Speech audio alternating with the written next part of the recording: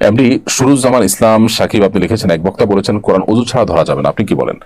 দেখুন, ওযু ছাড়া কোরআন ধরা যাবে না, এটা সঠিক কথা।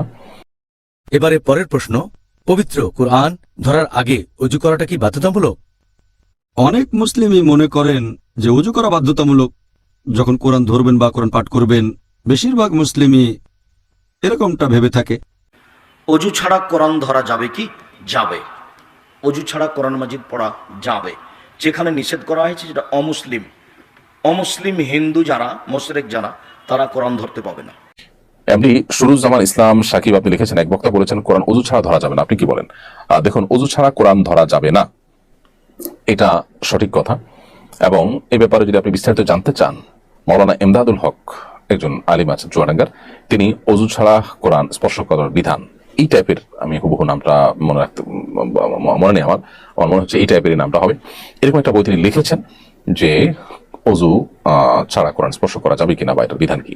তো এই বইটা যদি আপনি নেন, খুব ছোট্ট বই, কিন্তু সেখানে সমস্ত দলিল প্রমাণগুলো সব হাজির করা হয়েছে। আমার মনে হয় যে বিষয়ে আপনার সংশয় দূর হয়ে যাবে ইনশাআল্লাহ। বহু সাহাবায়ে কেরাম, বহু সালাফে সালেহিন, বহু হাদিস দ্বারা এটি সুসাব্যস্ত এবং প্রমাণিত যে কোরআন এটা স্পর্শ করার জন্য আপনার ওযু থাকা প্রয়োজন। তবে হ্যাঁ, মুখস্থ কোরআন তেলাওয়াতের জন্য ওযু থাকার প্রয়োজন নেই। এবারে পরের প্রশ্ন, পবিত্র কোরআন ধরার আগে অজু করাটা কি বাধ্যতামূলক? অনেক মুসলিমই মনে করেন যে ওযু করা বাধ্যতামূলক যখন কোরআন ধরবেন বা কোরআন পাঠ করবেন। বেশিরভাগ মুসলিমই এরকমটা ভেবে থাকে। বিশেষজ্ঞগণের ভেতরে মতভেদ আছে এটা ফরজ কিনা। পবিত্র কোরআনের একটা আয়াত আছে সূরা ওয়াকিয়া অধ্যায় নম্বর 56 আয়াত 77 থেকে 80। এখানে বলা হয়েছে যে আল্লাহ সুবহানাহু ওয়া তাআলা কোরআন অবতীর্ণ করেছেন সুরক্ষিত কিতাবে, কেউ স্পর্শ করবে না, করবে শুধু তারা যারা পবিত্র। পবিত্র কোরআনের এই আয়াতের ভিত্তিতে অনেক মুসলিম মনে করে এটা ফরজ যে ওযু করতে হবে পবিত্র কোরআন ধরার আগে। তবে যদি পড়েন নজরুল কোরআন আর যদি ইবনে কাসিরের তাফসীর পড়েন, তিনি বলেছেন আয়াতটা নাজিল হয়েছিল যখন লোকজন অভিযোগ করেছিল যে নবী মুহাম্মদ সাল্লাল্লাহু আলাইহি সাল্লাম এই কিতাব পেয়েছেন শয়তানের কাছ থেকে।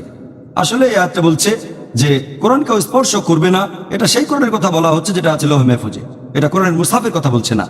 কোরআন এরকম একটা কপি যে কেউ কিনতে পারে $4 বা $5 দিয়ে, 100 টাকা অথবা 150 টাকা, তারপর ধরতে পারে। এখানে বলা হয়েছে কেউ স্পর্শ করতে পারবে না সেই কোরআন যেটা লৌহে মাহফুজে, শুধু তারা বাদে যারা মুতাহরিন। তাহলে কিতাবে মাকনুন হচ্ছে সেই বই যেটা লৌহে মাহফুজে। আর মুতাহরিন মানে শুধু শারীরিক পবিত্রতা নয় যে ওযু থাকতে হবে, এর মানে শারীরিকভাবে পবিত্র হওয়ার পাশাপাশি তার মন আর আত্মা পবিত্র হবে, যে একেবারে নিষ্পাপ, তার মানে ফেরেশতাগণ।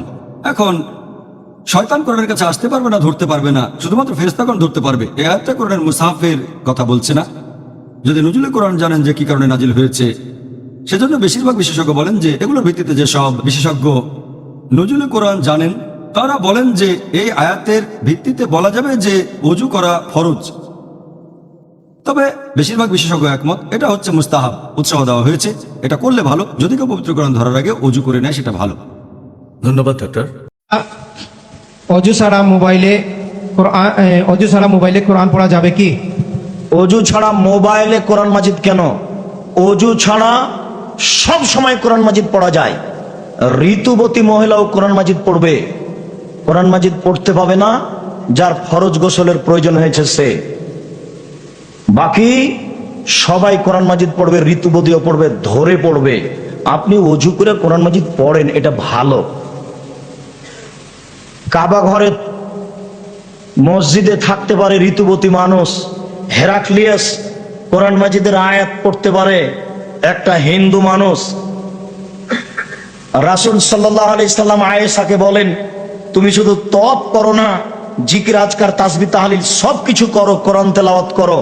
আল্লাহ রাসূল বলছেন আয়েশা তুমি কাঁদছো কেন? তওয়াব করতে করতে চট করে বসে আয়েশা কাঁদছেন। তখন আল্লাহ রাসূল বলছেন ও আহিস্তে, তুমি কি ঋতুবতী? তখন আয়েশা বলছেন জি আমি ঋতুবতী। তখন আল্লাহ রাসূল বললেন আয়েশা তুমি তওয়াব করো না, বাকি সবকিছু করো, কোরআন তেলাওয়াত করো। ঋতুবতী কোরআন তেলাওয়াত করবে, অজু আবার কি? অজু করে করেন ভালো, অজু ছাড়াই কোরআন মাজিদ পড়বেন।